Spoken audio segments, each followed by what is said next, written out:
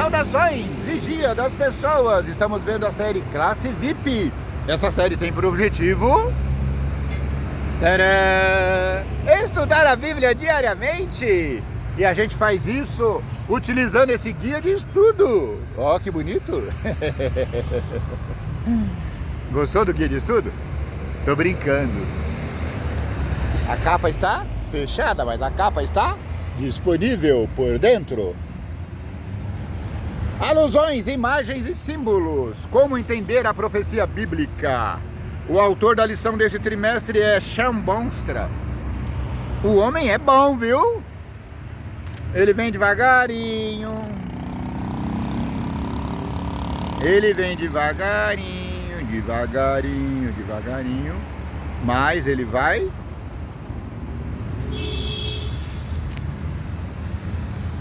Ele vai dando conta do recado.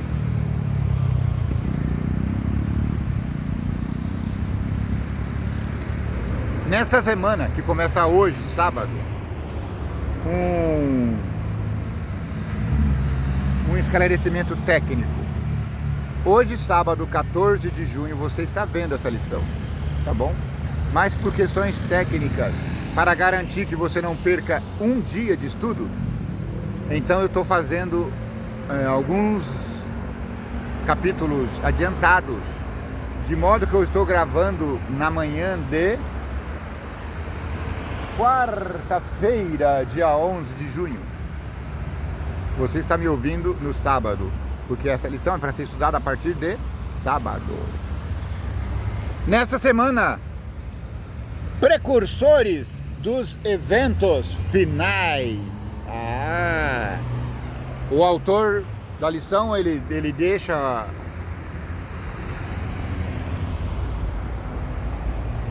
um estudo personalíssimo que ele fez, Esther e Ruth, e agora ele volta para generalidades. E aí, ele deve falar de vários precursores dos eventos finais. Vamos ver quais sejam esses.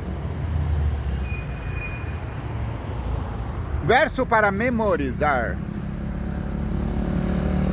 Porque Deus não nos deu espírito de covardia, mas de poder, de amor e de moderação. Você não é covarde, você é amorável, você é moderado, você é poderoso na palavra. 2 Timóteo 1,7, segunda carta escrita ao servo Timóteo, escrita por Paulo. Nessa semana, meu amigo, nós estudaremos outras duas histórias bíblicas que prenunciam os eventos dos últimos dias em detalhes notáveis. Primeiramente, examinaremos o relato de Sadraque, Mesaque e Abednego, que tem paralelos com questões relatadas em Apocalipse 13. Tá vendo? Você não estudou o Apocalipse 13 quando eu sugeri alguns estudos da Bíblia ontem, ou ontem, né? Mas agora, essa semana, nós vamos estudar o capítulo 13 e entender melhor e perceber o paralelismo que há entre capítulo 13 e o capítulo 3 de Daniel, que relata a história de Sadraque, Mesaque e Abednego. Depois nós vamos voltar ao Novo Testamento, onde descobrimos que a experiência dos primeiros cristãos pode nos ajudar a entender o que esperar antes do retorno de Cristo. Cristo está retornando! Nós estamos no ano jubileu, estamos no 7º milênio da existência humana.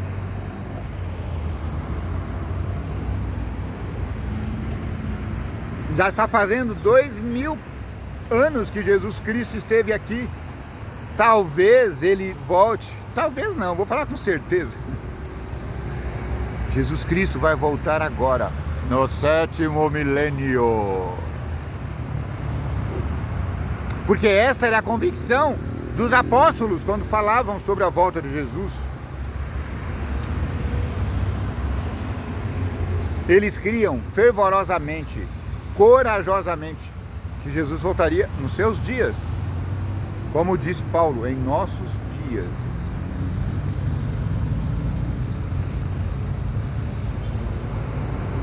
Ambos os exemplos destacam uma coragem notável e apresentam chaves para encontrar paz e espírito, mesmo em circunstâncias mais difíceis.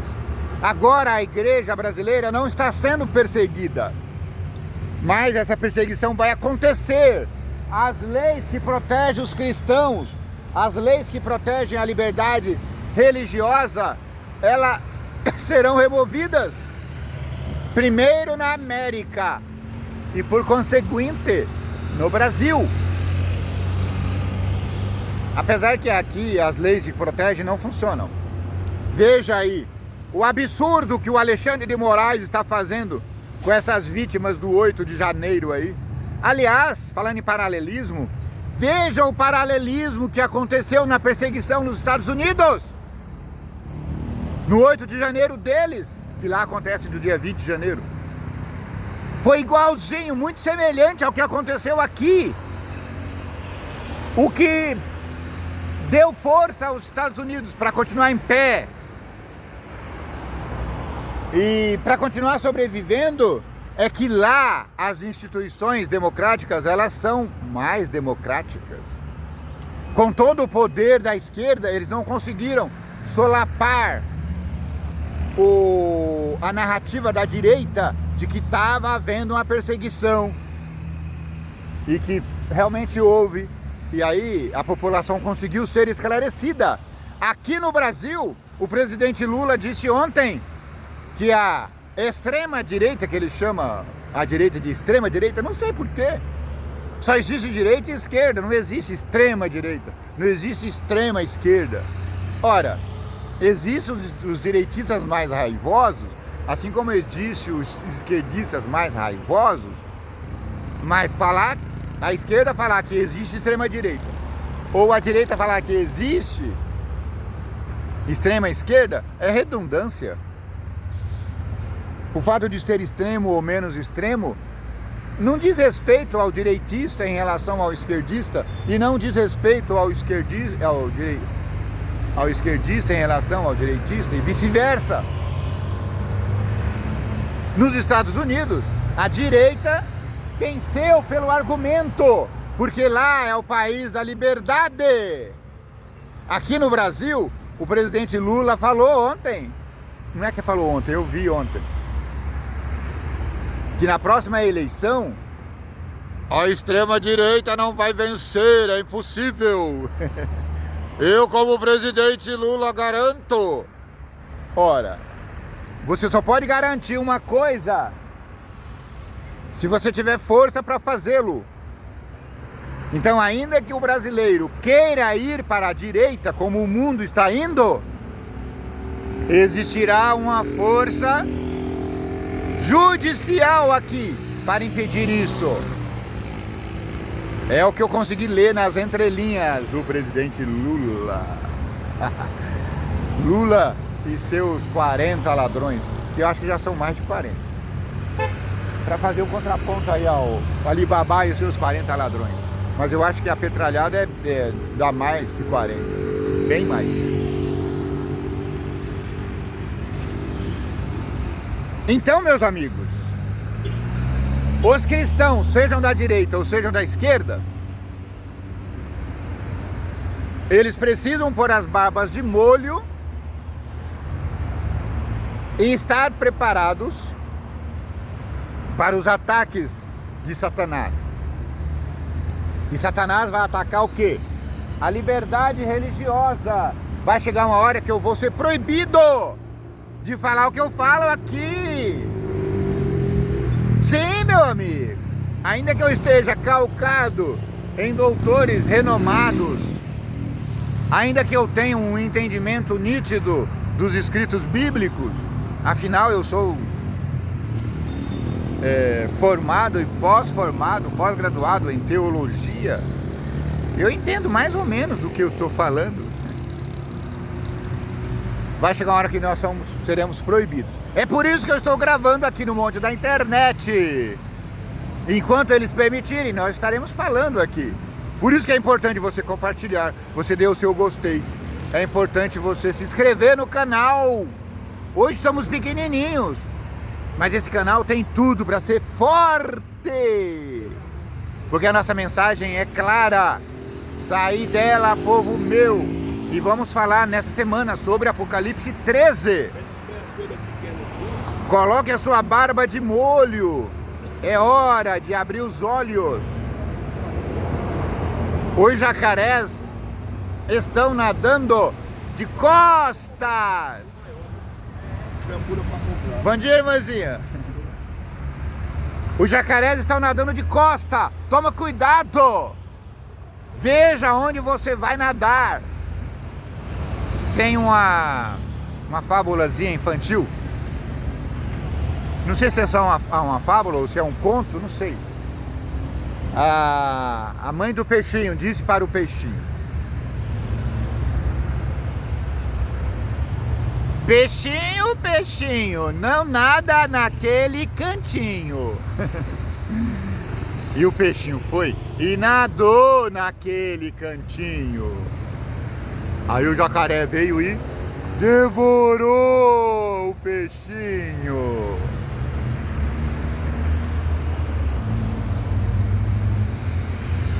A Bíblia é clara.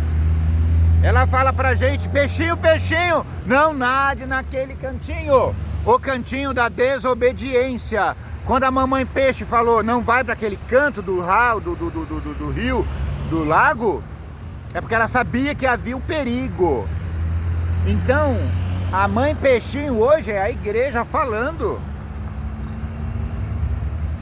A igreja tem uma mensagem que precisa ser ouvida. Qual é a mensagem? Saí dela, povo meu. A igreja de Deus fala através da profecia de Apocalipse 18. Saí dela, povo meu. Ela é Babilônia. Quem é Babilônia? Apocalipse 13. Não vamos nadar no cantinho do ecumenismo. Não vamos nadar no cantinho da idolatria, da total autossuficiência. Não vamos acreditar que a igreja, ela é a última palavra de Deus aqui na terra. Não é. Nem a minha santa igreja adventista do sétimo dia, nem a sua santa igreja. Não é, não é, não é. A palavra de Deus, e somente a palavra de Deus, é arrimo para a nossa sustentação. Repetidamente Jesus Cristo fez declarações como: não tenham medo. E por que vocês estão assustados? João 6,20, Lucas 24:38. É importante lembrar que o foco da profecia é Cristo. E sendo assim, Jesus Cristo sendo o foco da profecia,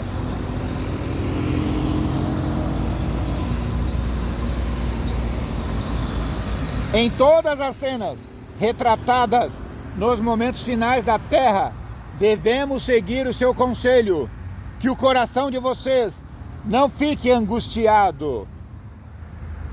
Não é para ficar angustiado, apavorado, estressado.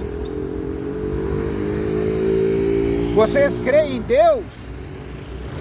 Creiam também em mim. João 14:1.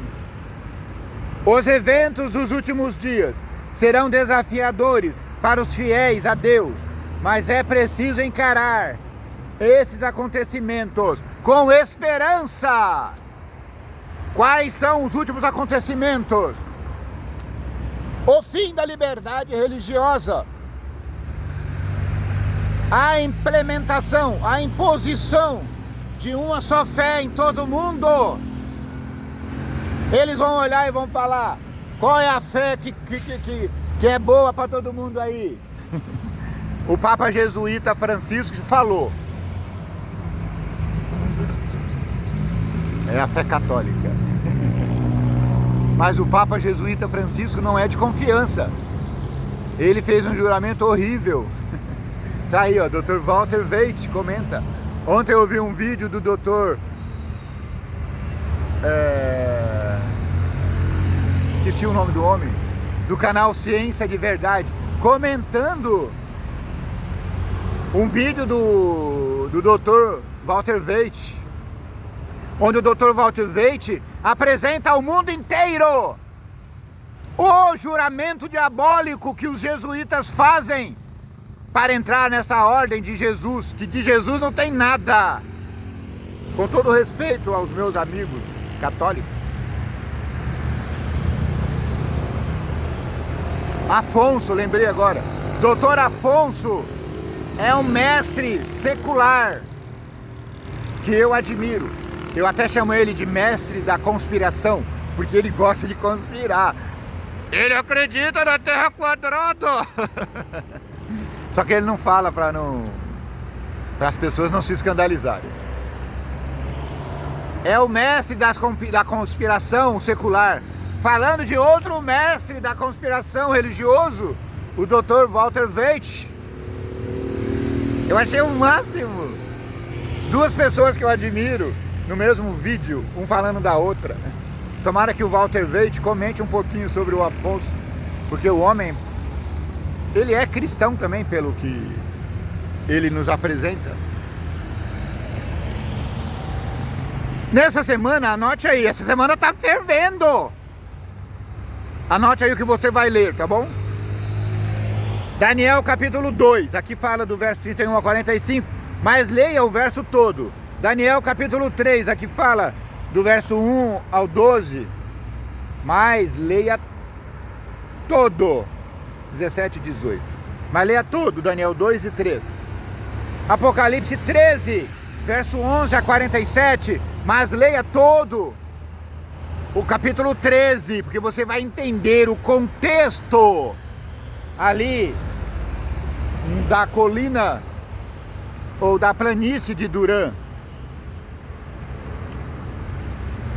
Romanos 1, 18 a 25, Atos capítulo 12, 1 a 17, Mateus 12, 9 a 14.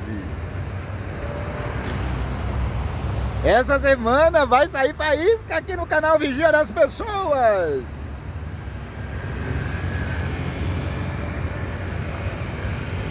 Vamos nos dedicar a compreender de fato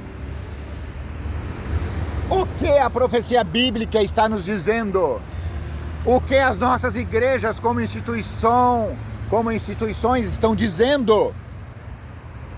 E se eu tiver que decidir, escolher entre a igreja e Deus, o que eu devo escolher? A minha igreja milenar, a minha igreja centenária, ou Jesus Cristo falando diretamente nos seus ouvidos, através da leitura bíblica? Claro que é Jesus Cristo. Eu não preciso de igreja, ainda que ela tenha 200 anos, ainda que ela tenha 2000 anos. O que eu preciso é da misericórdia de Jesus Cristo. O que eu preciso é não habitar em Babilônia. Sair dela, povo meu. Quem é o povo meu? O povo meu está representado nas pessoas de Sadraque, Mesaque e Abednego, lá em Daniel 3.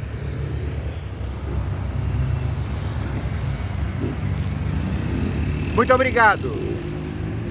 Que o Vigia das Pessoas te abençoe e te guarde. Que o Vigia das Pessoas tenha misericórdia de ti. Que o Vigia das Pessoas faça resplandecer o teu rosto sobre ti. Que o Vigia das Pessoas te dê não pouca, mas muita